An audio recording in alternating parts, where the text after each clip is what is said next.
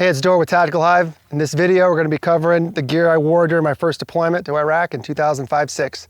So stay tuned.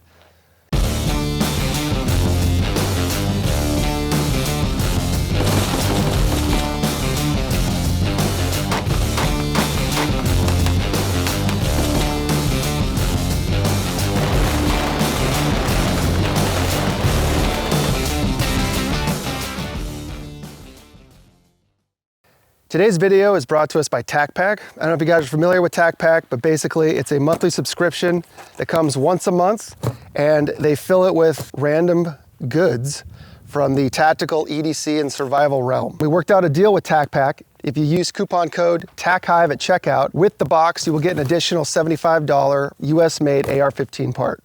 All right, so make sure to check them out. We left the link in the description below. Now let's get to the video. All right, guys, so we're back. Again, another tabletop kind of history gear lesson for you.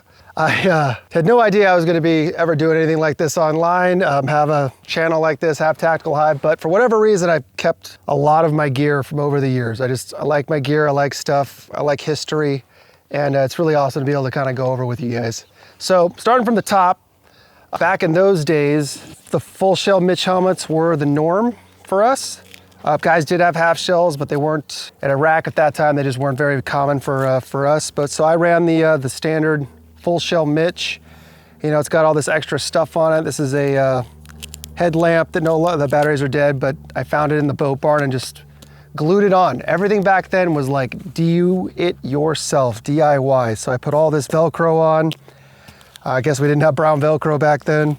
Got the light on here. The patch is just really holding the wire down so it doesn't get snagged on anything. Battery compartment. This is called a counterweight. You could put a lead shot in there, washers, anything like that to counter the horrendous weight of the night vision. Really wasn't that bad. But anyway, I had one. That's still on there. IR reflective patches. They were pretty new to me back then. You know, I was brand new. And then just standard retention chin strap system. So this is actually a pin cushion that a buddy of mine named Brad Kavner, who's no longer with us, he came up with while we were at breacher school. I saw him take some demo foam, crush it down, tape it up, and then glue it onto his helmet. And he was using it as a pin cushion for thumbtacks. Usually you're gonna use an adhesive as your primary method to attach breaching charges, which are bombs, small bombs, to doors, etc. But if it's wet, adhesive doesn't really work very well. So you need secondary attachment methods, and for stateside training, the thumbtacks are the go-to. So he created this quick little pin cushion. He put thumbtacks all over it, and I immediately copied him, and I used it all the way through that training cycle, all the way through the deployment. It actually just popped off during transport here, but I'll go ahead and glue it back on. Thanks, Brad. For goggles, our iPro, the Oakley M frames were pretty much what guys wore 99% of the time. This one's not exactly period correct. The old ones were a little bit different, but it's basically the same thing. These are the Bolets. I liked them. They didn't fog up as much, and they offered good protection.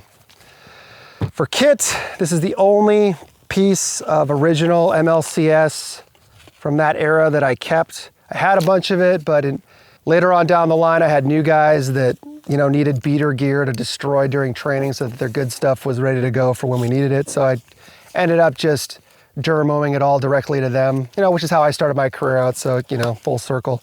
Anyway, standard MLCS pattern. This is how I had it configured. I always had a frag grenade with me no matter what. Back in those days, for whatever reason, I was a fan of pistol mags up high. I was new, trying things out. Your gun's up here, you're doing your reloads. Why not have your mags up here? That's how I looked at it. I oftentimes ran with my pistol in the mag pouch, and of course would always run a lanyard with that as well. Having pistols in mag pouches was very, very common, and so having your pistol mags up here helped, because this really was a primary way that I carried my gun, and a lot of us did. Radio pouch, I could carry up to 4 to 6 mags, depending if I had the pistol on here or not. Completely slick in the back. I generally run one of those period correct Desert Cami Camelbacks, the standalone ones, but I don't have that here today. Armor, we didn't have standalone plates. We had the black plates that required Kevlar wrap. So you could run your plates and your Kevlar wrap inside of a standalone carrier like this. I often did that. And then I would just switch between Rhodesians, machine gun, loadouts, etc. Or I'd run just the plates in here and I'd run the wrap on here. I was deployed October to April, so it got pretty cold over there. And the Kevlar wrap is great warmies. Protects you, keeps you warm. I have no complaints. This is kind of what the Kevlar looked like. This is not what we got issued. This is something I picked up later, but it is just a big, thick panel of Kevlar, and it would fit in here. You could go with or without your plates, just like I said, but it kind of looked like that. The plates went over the top of it, and they worked in conjunction. I'd heard that they were only rated for one full power rifle cartridge impact, but I know for a fact that they were able to take a lot more than that on quite a few occasions. If I wanted to add additional cargo space to this plate carrier, depending on what I was doing, I would attach pouches like this. This is a machine gun general purpose pouch. I'd go ahead and just attach that to the side and just have it right there. If I had a reason for it, you know, I don't just have pouches to have pouches. You end up kind of bringing more than you need. So if I had a reason for it, I would attach these on depending on the mission. This is actually a breaching charge pouch that's designed to be worn around the leg. I think I tried it in training, but over there I have never put anything on my leg. It has the same Alice kind of clips as you'd seen, you know, since forever. So again, that would just get clipped on if I needed a charge pouch. This was one of two that I used. As far as pistol belts, this is an early version of kind of what we run now. This old belt, it is Molly. It's made by Blackhawk. Both of these machine gun pouches, this is a SAW 200 round box. This is a 7.62 100 round box pouch. I just put all kinds of stuff in here. I mean, anything I needed, depending on what I thought it was gonna happen. I grew up reading all the Vietnam books, so, you know, the SAW guys or whoever would go out with like a dozen hand grenades. I'm like, well, gosh, that's a lot. Maybe I'll take half a dozen and see. And of course, I never got to just go nuts throwing hand grenades at everybody. But, you know, it just depended on the night. I just used these as kind of a modified butt pack. Sometimes I put medical gear in here. Sometimes I put food in here. It just depended on the night. But these are exactly the same as I had back then. The knife is an add-on. The triple mag pouch, that's for range, but I would probably have a mag pouch on here. Maybe not a triple, but definitely a double. And then this was the holster of the time, kind of the full regalia Safariland with the big paddle and the single leg strap. But I did wear this, not all the time though. Oftentimes I ran with smaller holsters right on the belt.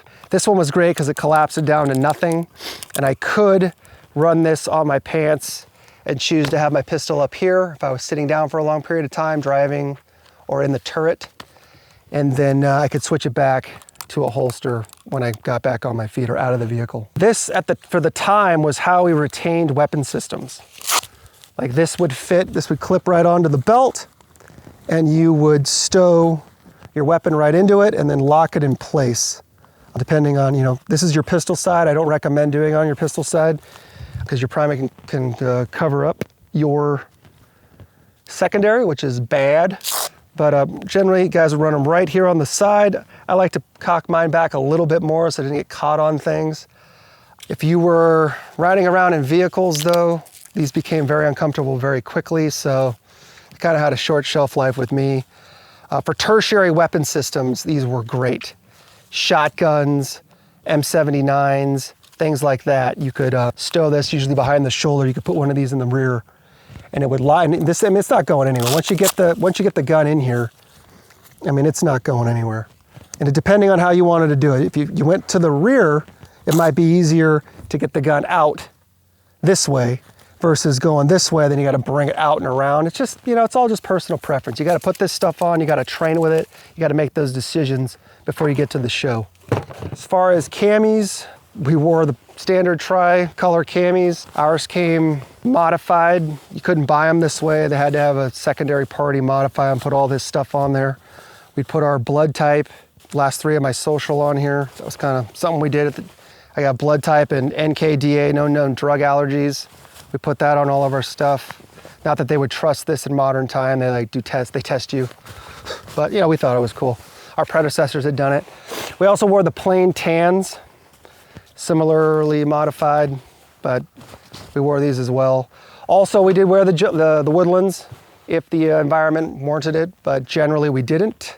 Gloves, you know, I mean, who knows? I probably wore 5 or 6 different pairs of gloves while I was there. These are actually a Home Depot pair of gloves I wore then and still have to this day. They're definitely blown out, but you know, the Tactical gloves cost 3, 5, 10 times as much as the Home Depot gloves, yet they're basically the exact same thing. So something to think about. Boots, you know, covered boots quite a bit in a previous video, but this is a pair of Desert Jungles. These ones are completely blown out, like the treads gone. They're like, look like they're on their last legs. So I obviously got a lot of wear out of these. So I kept them just for the heck of it. And then these are the Oakley Assault boots. I'm definitely in that mid 2000s. This was the go-to boot for the time. And I wore these quite a bit. And then the jewel of the collection is my US Navy Calvary hat.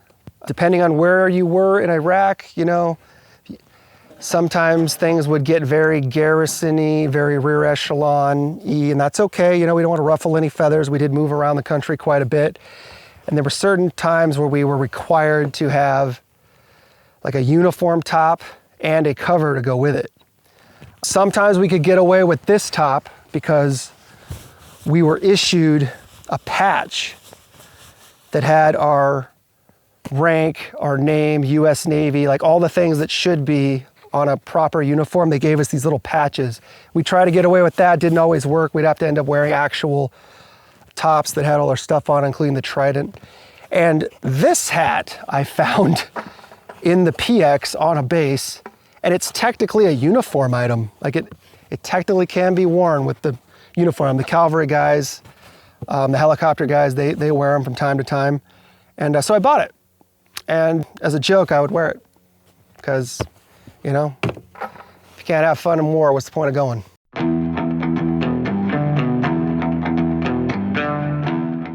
All right, guys, so that was just the wave tops of some of the gear I used. Kind of started at the top with the helmet and then moved down to the boots. I used a ton more stuff than this, different types of helmets, different types of boots, different types of rigs. It was an amazing deployment. I probably went out the door with at least half a dozen different types of primary weapon systems, and all those had to be configured differently, but we don't have time for that. So I hope you really enjoyed it. Go ahead and give this a like, subscribe if you haven't already done so, and I'll see you next time.